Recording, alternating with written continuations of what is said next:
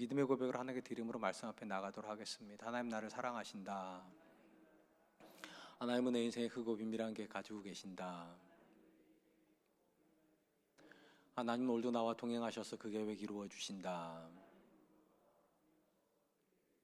아멘. 그렇게 될 줄로 믿습니다. 아멘. 성경이 말하는 사람은 매우 이중적인 존재입니다. 하나님께서 사람을 그분의 형상대로 창조하셨다는 점에서 사람은 다른 피조물과 비교할 수 없을 만큼 특별한 존재이지만 동시에 하나님 주신 그 특별함 때문에 스스로 하나님이 되어 타락하여서 비천한 존재가 되었기 때문입니다.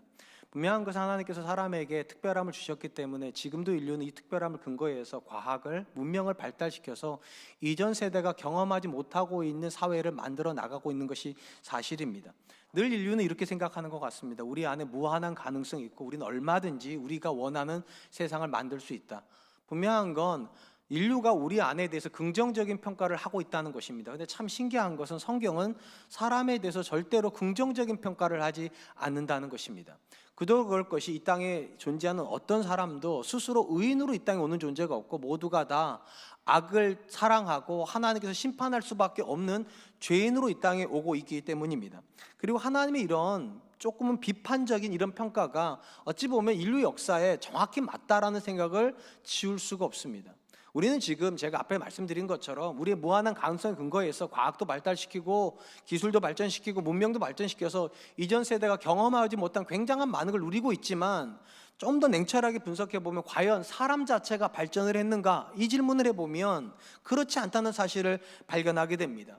과학이 발전했다고 해서 인격이 발전하지는 않았습니다. 기술이 더 좋아졌다고 해서 사람이 정서적으로 이전보다 더 안정된 것도 아니기 때문입니다. 오히려 후퇴했다라는 표현이 더 어울릴 것 같습니다. 정서적으로도 후퇴했고 사실은 문화적으로도 후퇴했다고 보는 것이 더 옳을 것 같습니다. 그런 점에서 사람은 죄인이고 이 죄는 사람을 긍정적으로 나아가게 만드는 것이 아니라 사실은 퇴보시키고 있다라는 성경의 평가가 정확한 평가라고 생각이 됩니다.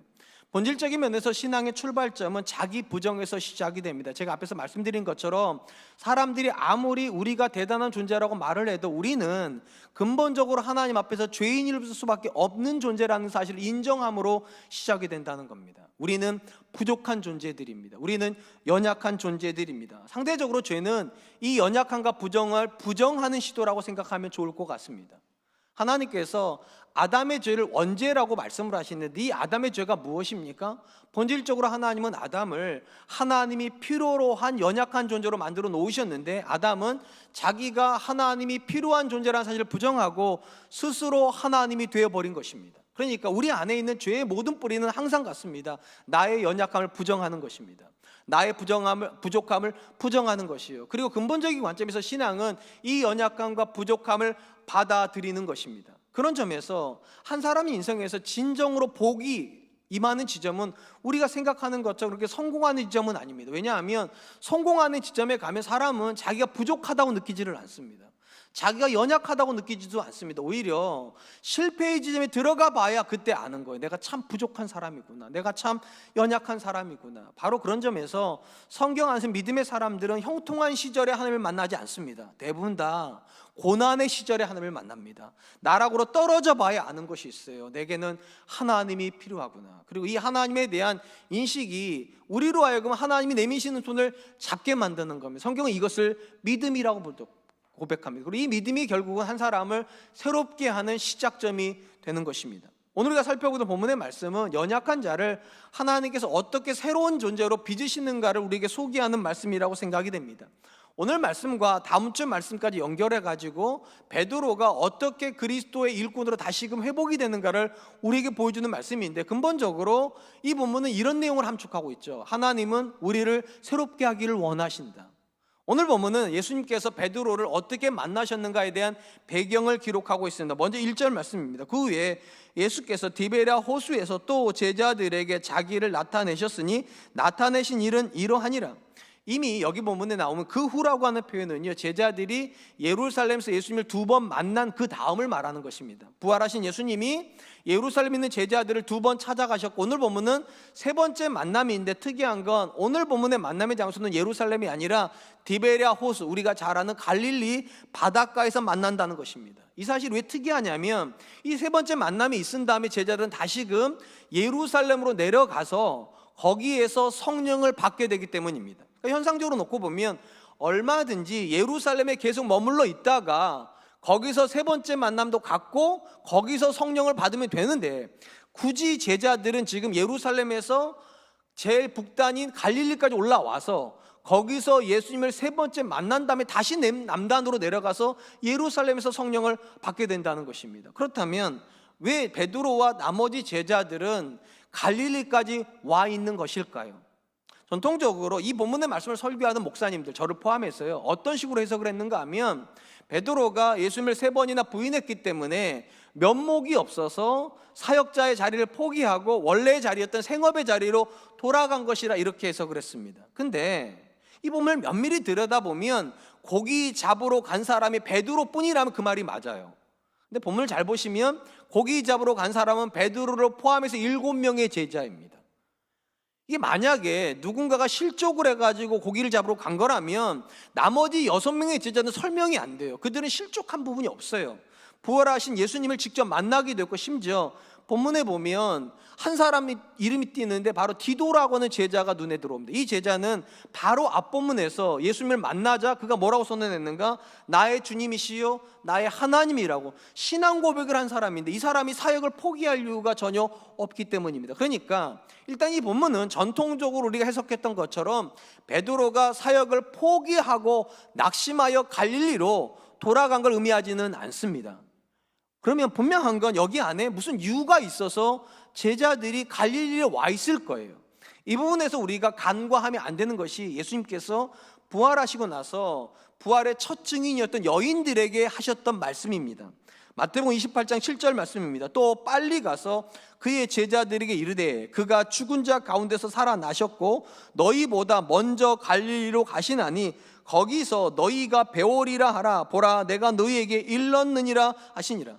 예수님께서 여자들에게 제자들 향해서 뭐라고 전달하라고 말씀하셨습니까? 내가 제자들보다 먼저 갈릴리로 가서 너희를 기다릴 테니까 거기에 와서 만나자라는 약속을 주셨다는 거예요. 그리고 그 말씀에 따라서 제자들도 예루살렘을 떠나서 갈릴리로 와 있는 것입니다. 그리고 오늘 본문을 잘 들여다보면 왜 예수님께서 제자들을 갈릴리로 부르셨는가를 알 수 있는 힌트가 들어가 있습니다. 본문 말씀 3절 말씀입니다. 시몬 베드로가 나는 물고기를 잡으러 가노라 하니 그들이 우리도 함께 가겠다고 하고 나가서 배에 올랐으나 그날 밤에 아무것도 잡지 못하였더니, 베드로와 다른 제자들이 갈릴리로 와가지고 예수님을 만나길 기다리다가 불현듯 7명의 제자가 고기를 잡겠다고 나갔다라고 기록을 해요.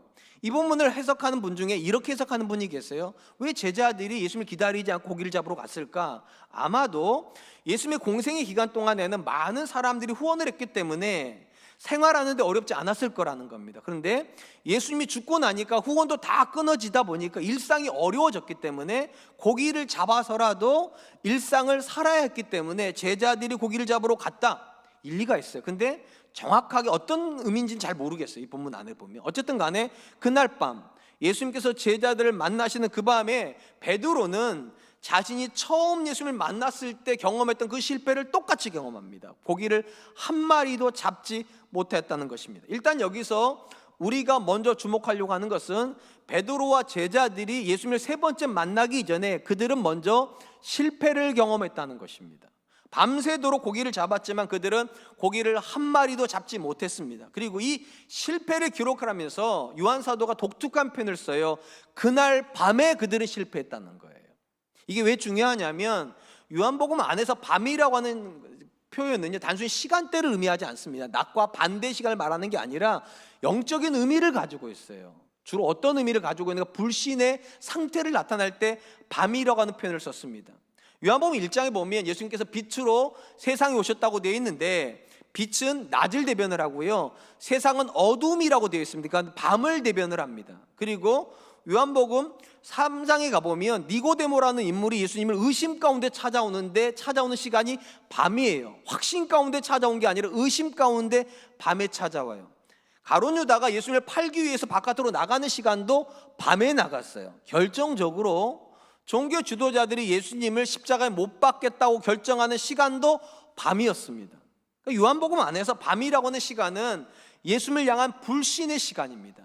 우리에게는 예수님 필요하지 않다, 우리는 예수님을 하나님의 아들로 인정할 수 없다, 이 상태가 밤의 시간이고, 지금 제자들이 그 밤에 고기를 잡으러 나갔다는 의미는 그들이 근본적으로 불신의 상태가 있는 건 아닐지 몰라도 그들에게는 예수님이 없는 시간대였다는 거예요. 왜냐, 예수님은 빛이시기 때문에.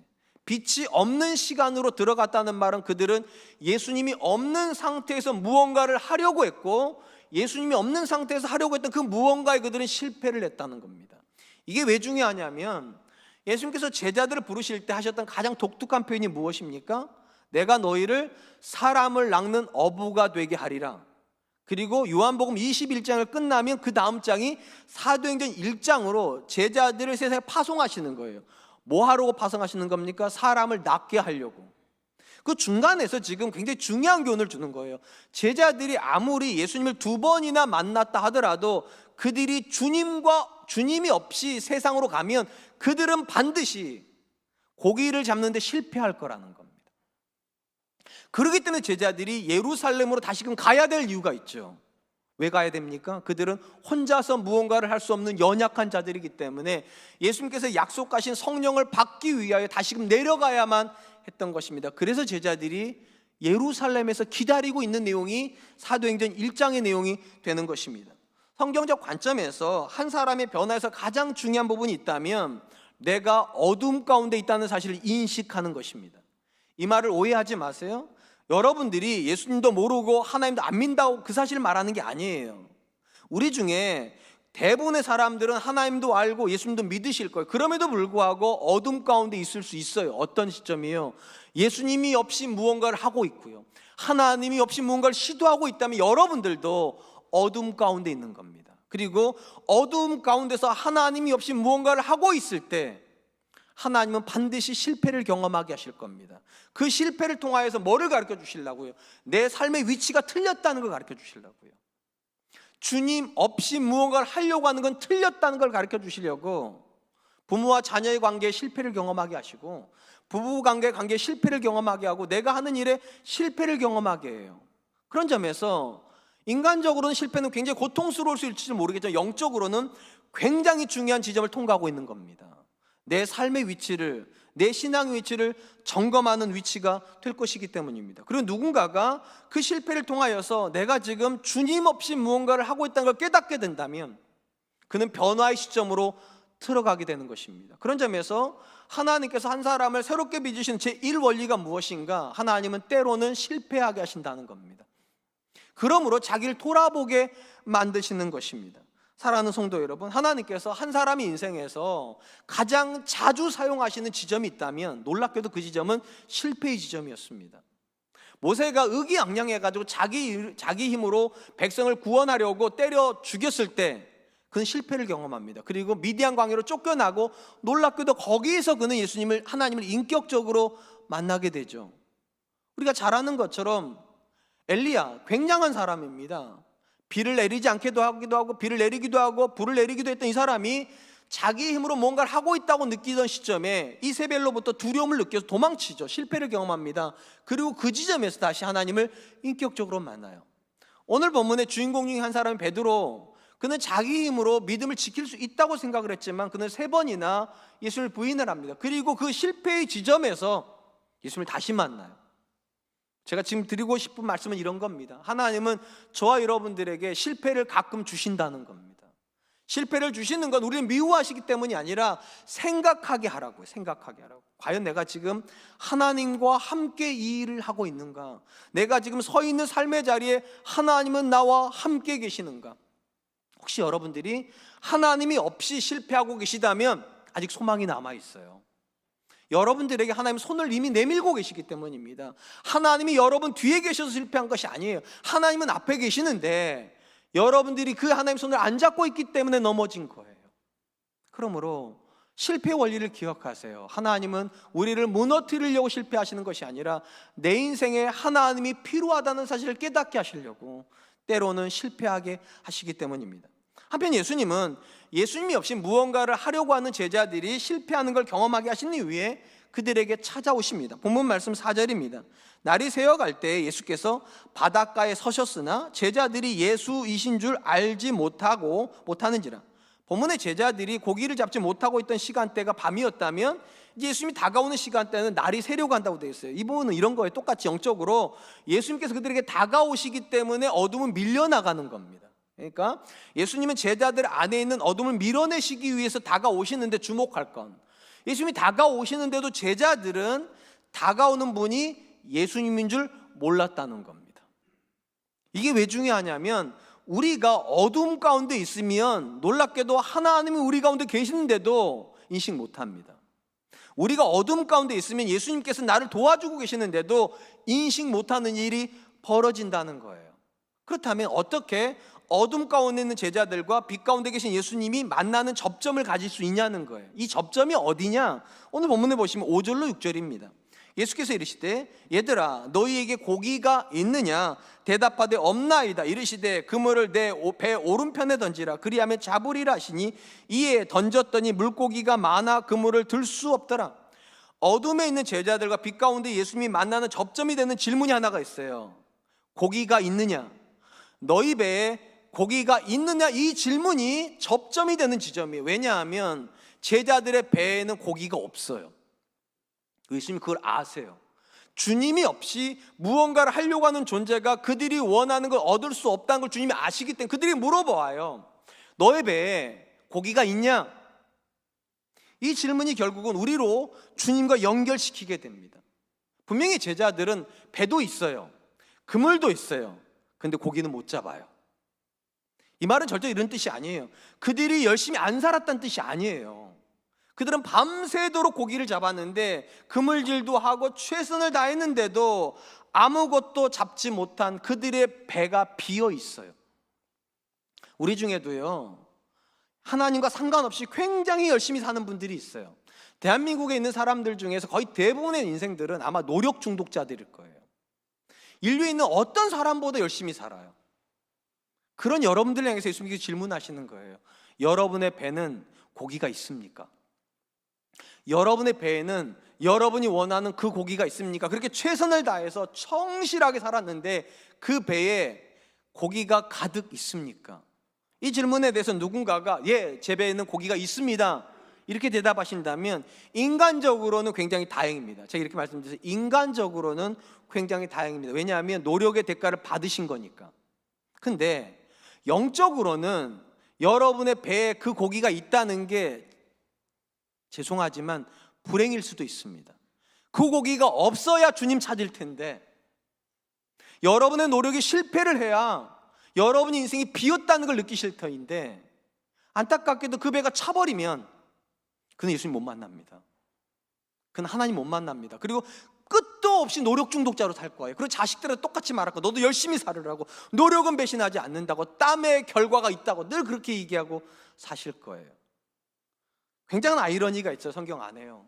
믿음의 사람들이 언제 실패한다고 제가 자주 말씀드렸습니까?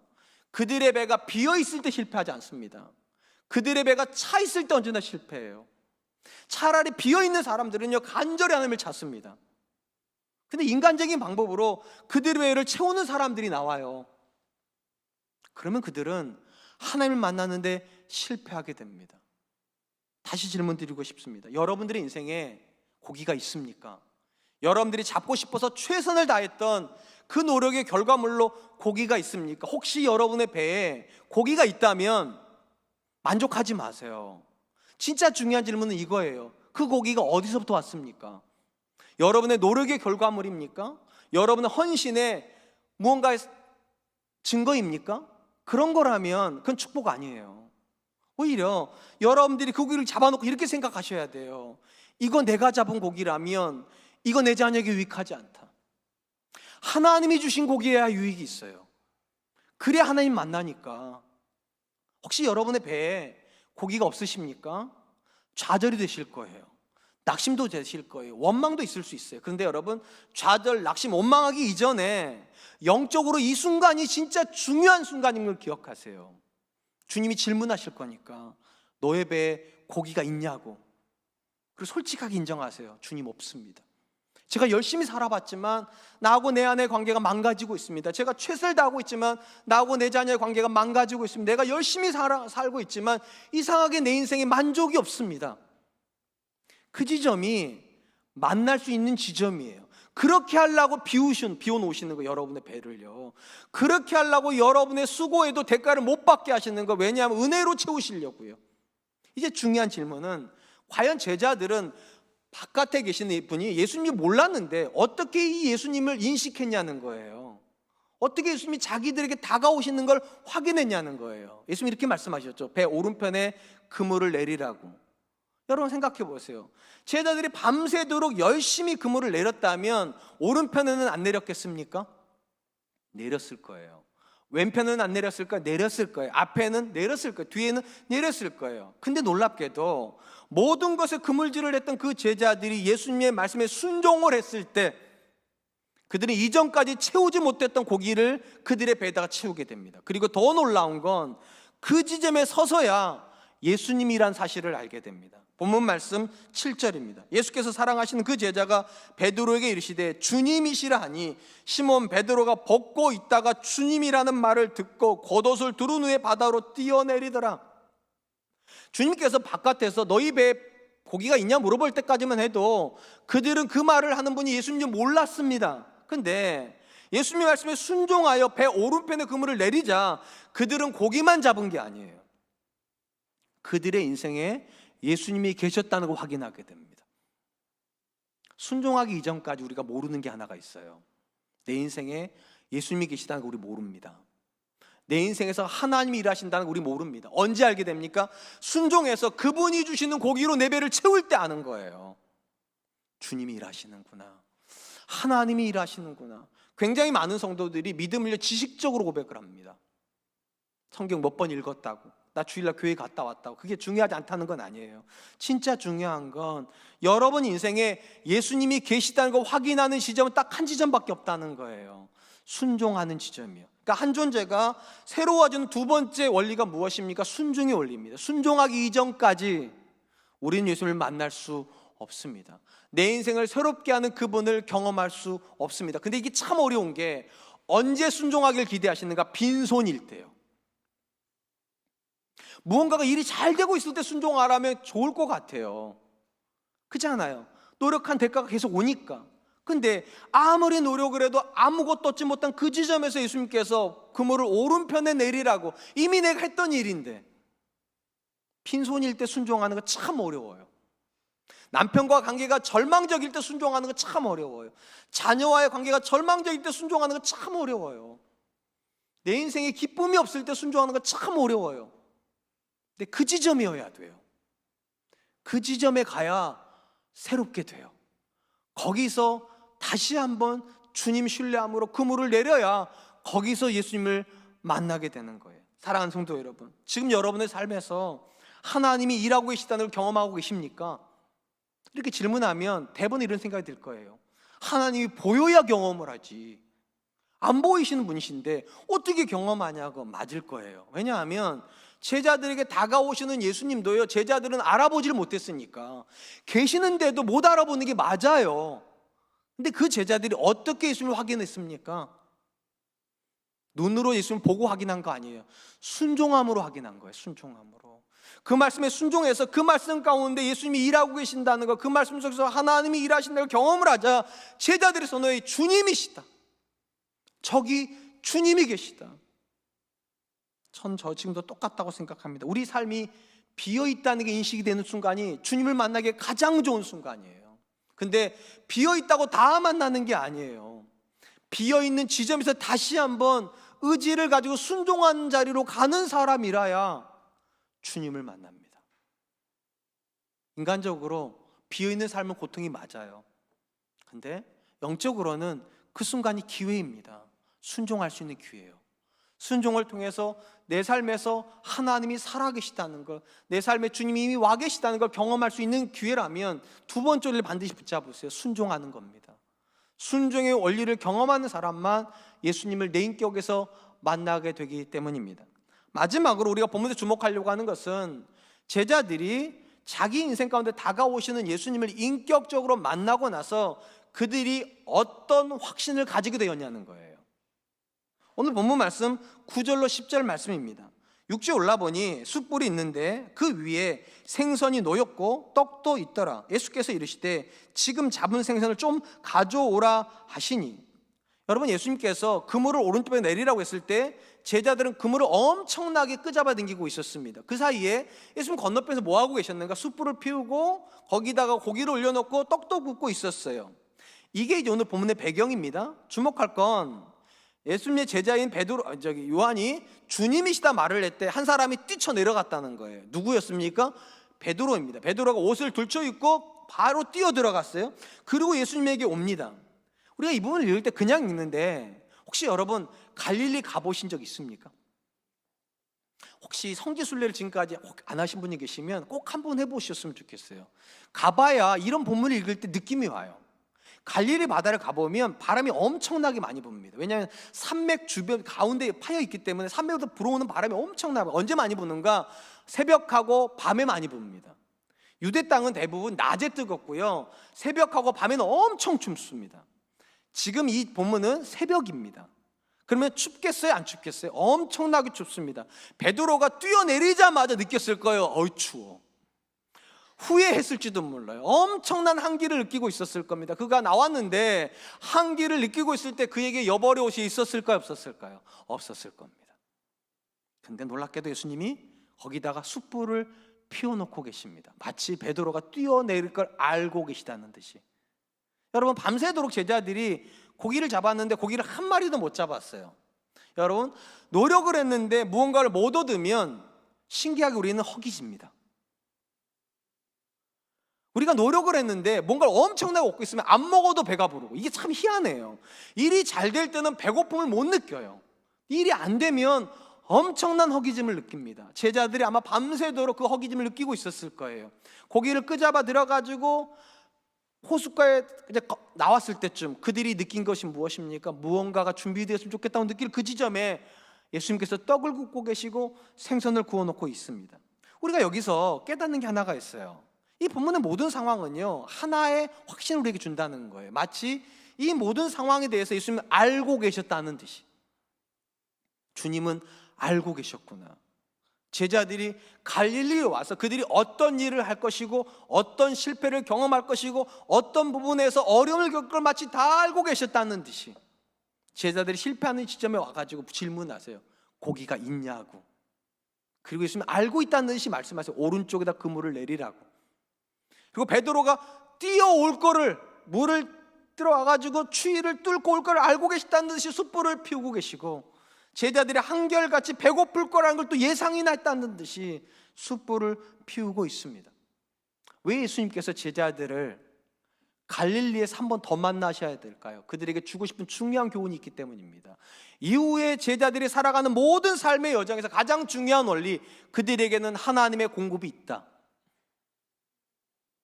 그들이 가는 여정을 그들은 몰라도 하나님은 알고 계시고, 그들의 힘으로 뚫고 가는 것이 아니라 하나님이 뚫고 가게 하신다.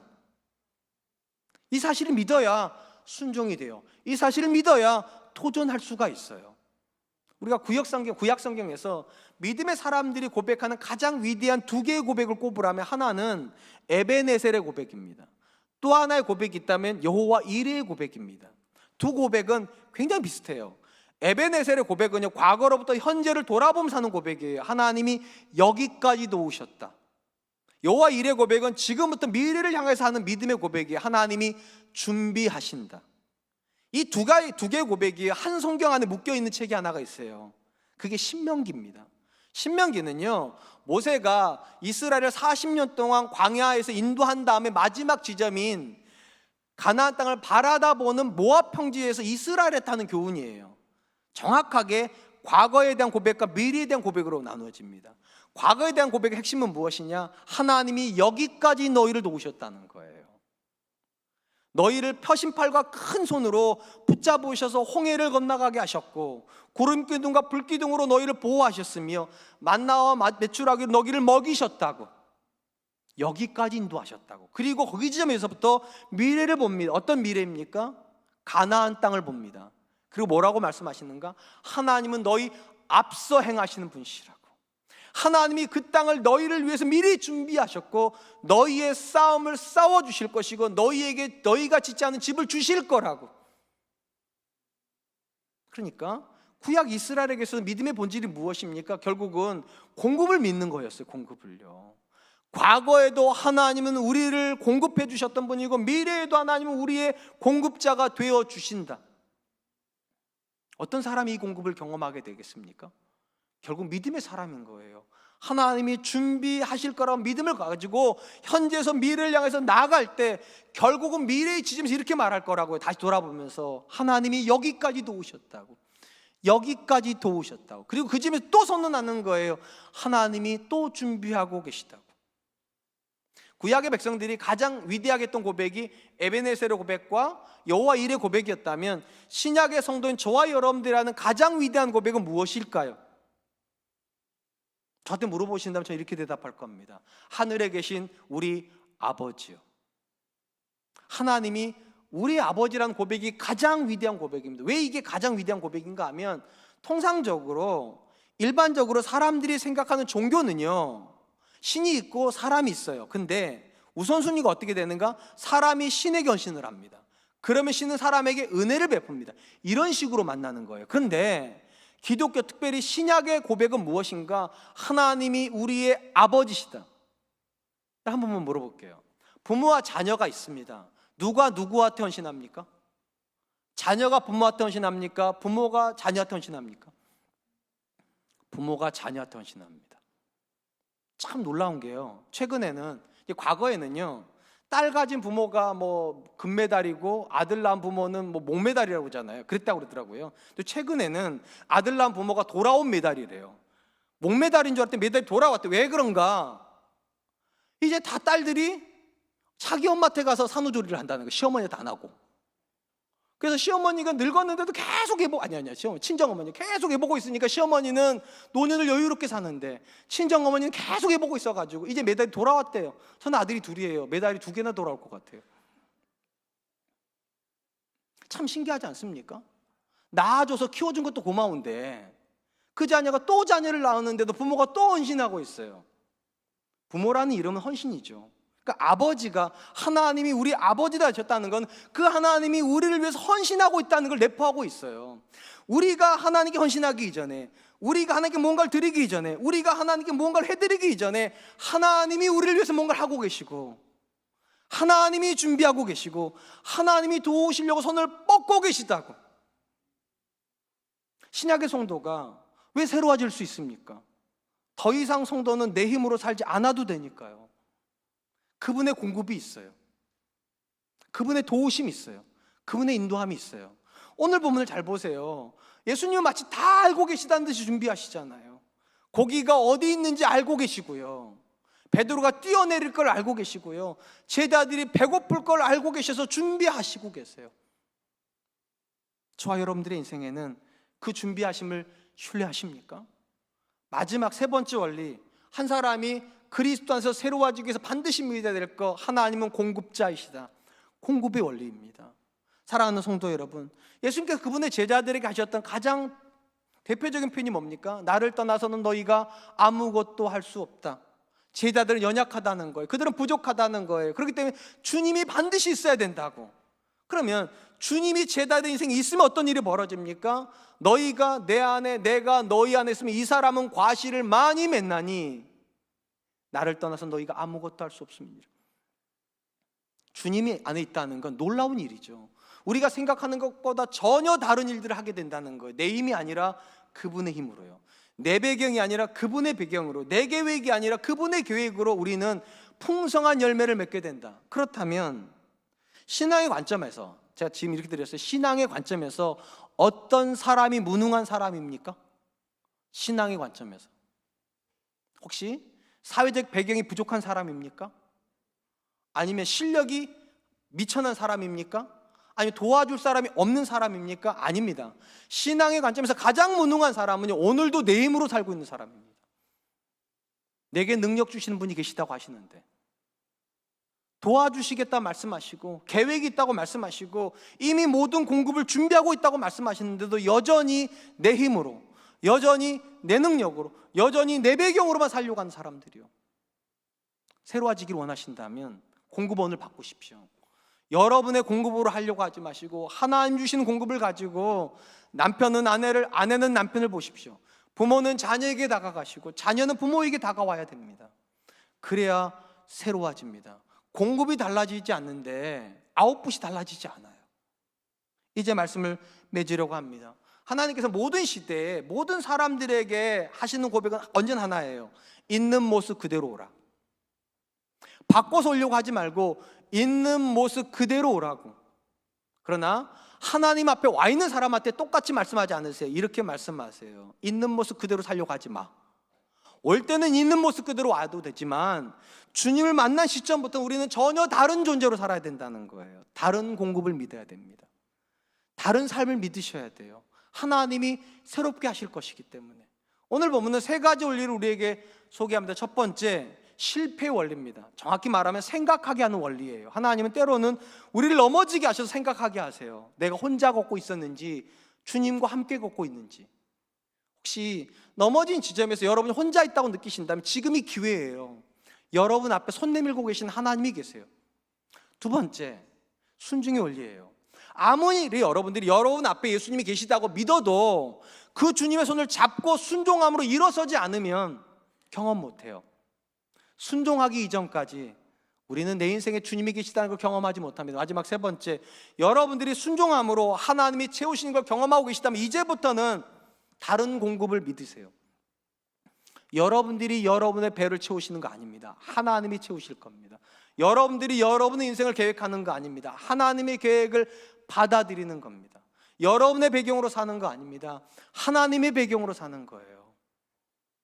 그렇게 해서 사람은 새로워집니다. 전 저와 여러분들이 어제보다 오늘, 오늘보다 내일 더 새로워져서 주님 기쁘시게 하는 그런 삶을 살 수 있기를 주님의 이름으로 축원드리겠습니다. 이 시간 주신 말씀을 기억하면서 세 가지를 놓고 기도했으면 좋겠어요. 첫 번째, 실패 원리를 기억하세요. 하나님, 나 홀로 걷다가 넘어졌습니까? 하나님, 주님과 함께 있지 않는 사실에 대해서 회개하게 해주시고 주님 손 붙잡는 사람 되게 해주시고, 두 번째, 하나님께서 오늘도 순종을 기다리고 계시다는 고백하셨사오니 하나님, 어렵지만 빈손이지만 순종하는 사람 되게 해주십시오. 세 번째, 공급의 원리. 오늘도 하나님께서 그분의 채우심이 있고 그분의 공급이 있고 그분의 준비가 있음을 믿고 내게 능력 주시는 그분 붙잡고 오늘도 걸어가는 사람 될 수 있도록 주님 도와주시옵소서. 우리 같이 한번 기도하도록 하겠습니다. 기도하겠습니다.